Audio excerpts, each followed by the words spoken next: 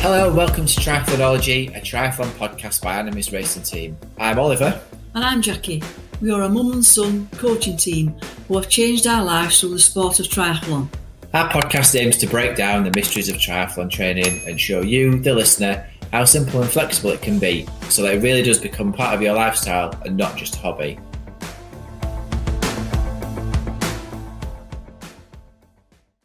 Hello, or hey up. Hello and welcome to another episode of Triathlonology, a podcast by Animis racing team. I'm Becky Saxon. And I'm Oliver Saxon, and together we're a mum and son coaching team based in North Lincolnshire and South Yorkshire. And we coach triathletes and do this podcast in our Yorkshire no-nonsense style and help you navigate the way through triathlon and all its mysteries. Yeah, because for a lot of people it is mysterious. And we're getting to a time of year now where people are thinking, oh, I entered this triathlon and I don't know how I'm going to do this. Ironman. Yeah, usually an Ironman, and then you get Ironman panic and what have you. And, even though it's not for 6 or 7 months. Yeah, but it's a big undertaking, and that's what we're going to talk about today, I think, isn't it? Yes. So how we can, we've sort of done this topic before, but we're going to recap it about how you work in triathlon into your life without ruining your life, really. Yeah. Because, you do want to train hard, you do want to have a good performance, but you still need a life outside of triathlon. Yeah, and your family, as we always say, like family and work come first because work pays the bills and your family is more important than your hobbies. So, and I've got to say, we're both having these. Yes, I mean that's we're both having these trials. Like, I've had a really good 10 days worth of training, and then you think stuff happens at work, and there's only you can deal with it. You just have to put your hand to that because I can't. I'm going to have to I'm going to have to adapt things slightly so that I can do it when I come home rather than beforehand. And I'm the same because everybody wants their jobs doing first thing in the morning. You think, I want to go swimming, I want to go on treadmill, I want to do, and it can't, and you do feel angst, definitely, because I mean, it's juggling things and adding triathlon into your schedule, particularly if you've not done or had a hobby that was fitness based before. So if you've not been a regular at going to the gym, 3 or 4 times a week, or you've not done running or cycling or something where you've been training before, you've just picked this new hobby up. It is a real juggling act to try and fit everything in with all the rest of the stuff that you've going on, and it is difficult. It is difficult to find that balance. I mean, we've got a group of potential Ironman Italy people who lads who come swimming. We coach swimming on a Monday, and every week they're facing these things themselves. So we thought, well, we'll just revisit this again. And because they've got some of them have got young children, busy jobs, or they've not long since got married, and you think they find it is hard for them, and they want to be good at what you see on Instagram and Facebook about how people live their lives and doing triathlon is not real. Right.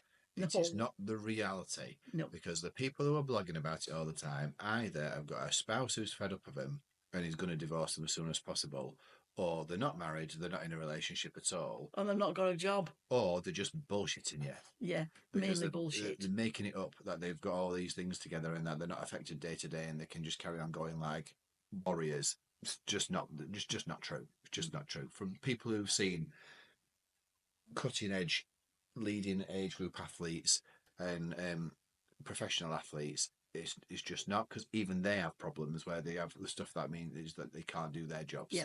Yeah. So what do we need to do? Well, we need to talk about how we can make triathlon sustainable for you and your family.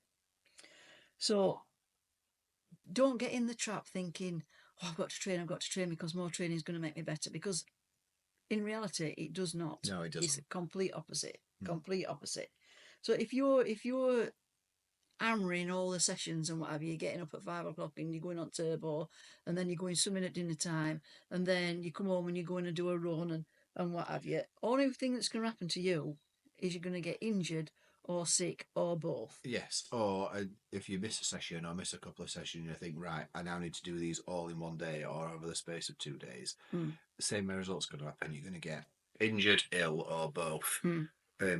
and then you're going to have even more time off, and you just end into this death spiral of not being able to do your training because you're either ill or injured, then frantically trying to catch yourself up when you're allowed to go back training, and then you get ill or injured again, but for longer this time. Yeah. So don't try and cram everything in. You've got to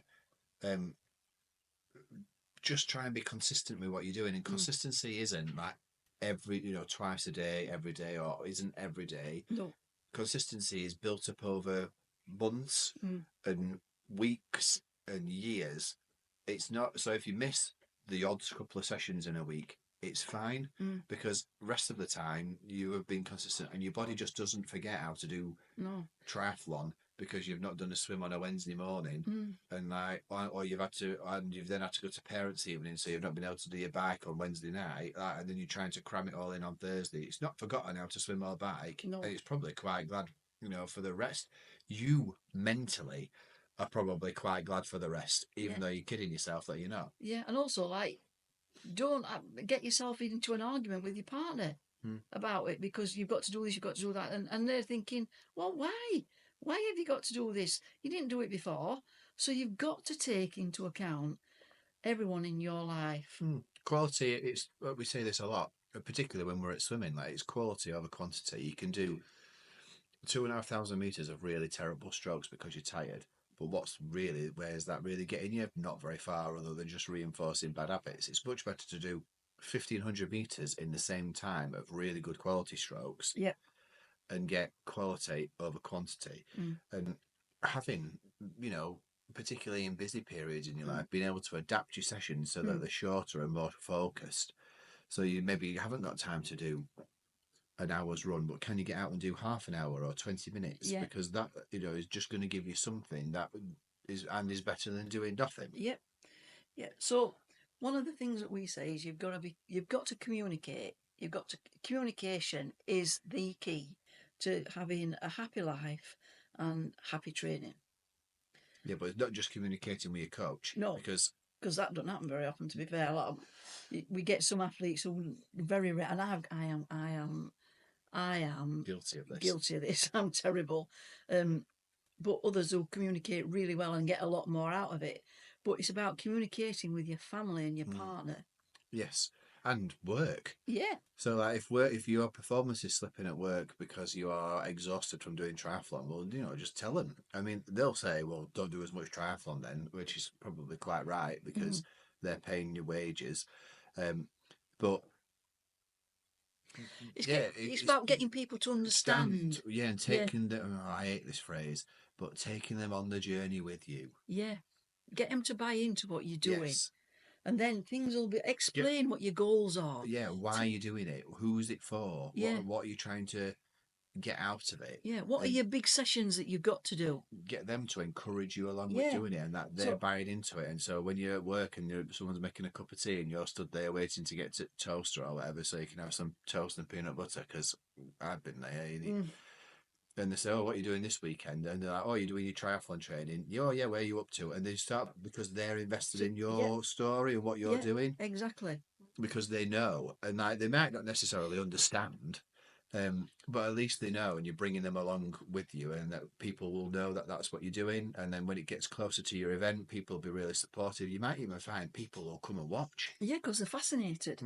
Fascinated. Particularly if it's local to where you are, live and work, people might even come out and support you. And what is the harm in saying, oh, do you want to come out and support us? Because it'd be really nice to get a shout from you on the course. Yeah. Even to your work colleagues, because the ones who you're close with will probably go, do you know what? Yeah. And you can really, especially if you're doing long course, you can sell it to them in the way that when people go and watch the Tour de France. Yeah. So in some other places, like especially on the hills, they have a really good day out because they have a barbecue and drinking and all that sort of stuff. Yeah, all that drinking. It's a party atmosphere. Yeah, and so you can create yourself, and because if you can encourage people to do that, albeit ostensibly for you out on the course, actually all the other participants will all remember that and will get a boost from it, because I've seen stuff like that on races, or even having surprise shouts from people. Well, I was just going to say this when because we did London Triathlon. Well, no, what about when we did London Landmarks? half marathon. Oh yeah. Yeah, that's most recent one, I think, is that we were running along and we'd done about a mile, and then someone from in crowd shouts, "Come on, Jackie! Come on, Jackie!" And I'm thinking, who the hell knows that I'm doing London landmarks, and who is it? And then I remembered my consultant, his family, who is a runner, his girls were doing it. And I'd only been to see him that Thursday before I were doing it and saying, "Oh, I'm going to do this, whatever, prof." And he said, "Oh, well, my girls are doing it." And I never thought that. And that, it really buoyed us up, didn't it? So every time we ran past that bit, he was shouting for us. It was really good. When Bez leaned out of his and other people leaned out of the windows at the Travelodge, we didn't even know they were there, and they were shouting you on for doing it. So, what about that Andrew who shouted me last year when I was doing landmarks, and I were halfway around and thinking I am going to die because I'd got past 10k and I'm thinking I'm doing all right, and then my wheels fell off, and then he was shouting, and we'd only met him at a triathlon. No, he'd been to Portugal. Yeah, he'd come to Portugal. Well, he wasn't an athlete in Portugal. He just came and hung on to our social events, and because he knew that we were doing this race, he come out and stood in the middle, and I thought, wow, I couldn't believe it. But I think that first thing I said to you, you'll never guess who shouted at me. And I think you might find that people are actually really, up for sitting at the side of a road with a barbecue and some cans of beer. But you'll never know unless you ask them. Or, maybe they'll get dressed up in fancy dress and go for it. Yeah, because you see that a lot, don't you? You don't see that, especially the big Ironman events, people dress up in fancy dress. And Ironman Bolton used to be famous for things like that, didn't it? Yeah, they had pirates and all sorts, didn't they? Yeah. So how can you get implement these things into your life on an easy basis? Well, let's say you choose a day at the weekend, and for most people that'd probably be a Sunday, because after Saturday always tends to be people's busy day because you maybe doing big shop or you're going to football or you've got to clean up, taking your family out for an activity, maybe doing a longer training session. But Sunday tends to be the day that we spend more time with each other and with your family. So if you are coached, and for us, this is the day that we get the most feedback from our athletes on a Sunday, when we find out how they've gone on the previous week. And what the plans are for the week ahead. Yeah, because we're sitting down to start working out what their training plans are and how we can fit it in with their lives and the things that they've got going on. And the things that they've not told us this week that we need to take account for. Like when Monica will tell me, we stayed in the mountains cross-country skiing for another 2 days and my legs are wrecked. Like, okay, well, we're having some easy sessions then to start the week. So we get into the habit of planning on a Sunday and putting everybody's week forwards, and that's something that you can bring in. Yeah, because I don't know whether you were a meal prepper, but most people do the meal prep on a Sunday. So what's the difference? You've got everything laid out for your meals for the week ahead, and that makes your life so much easier. So why can't you do the same for your triathlon training? Yeah, plot out. If you've not got a coach, well, A, get one, but B, if you haven't and you're going to do it yourself, plot out the sessions that you're going to do that week. So sit down on a Sunday and start planning out when you're going to do your sessions and how are you going to do them. So if are you going to do it on your turbo, or are you going to do it on a treadmill at the gym, or are you going to combine it with a bit of stationary bike at the gym and run? The more you map out how your week's going to look, the more chance you've got of making it stick. But also, one of my favourite sayings is that no plan survives first contact. True.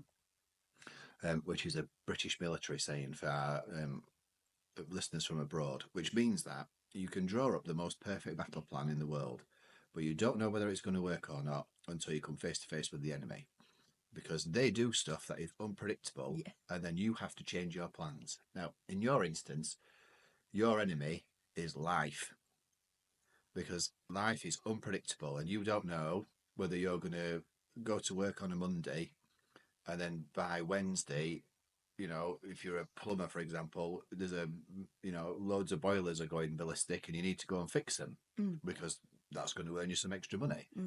You can't plan for that. You just have to be able to adapt for it. So keep that in mind, because it might be that you just don't necessarily then have to cram everything back in. Stick to the rest of your plan. If one day goes wonky, don't let the rest of your week go wonky. The same when people are talking about losing weight. Oh, yeah, I always remember Debbie Hart at Fat Club leader saying if you had a bunch of flowers and one was during the week one died, would you chuck the whole bunch away or would you just chuck that one away?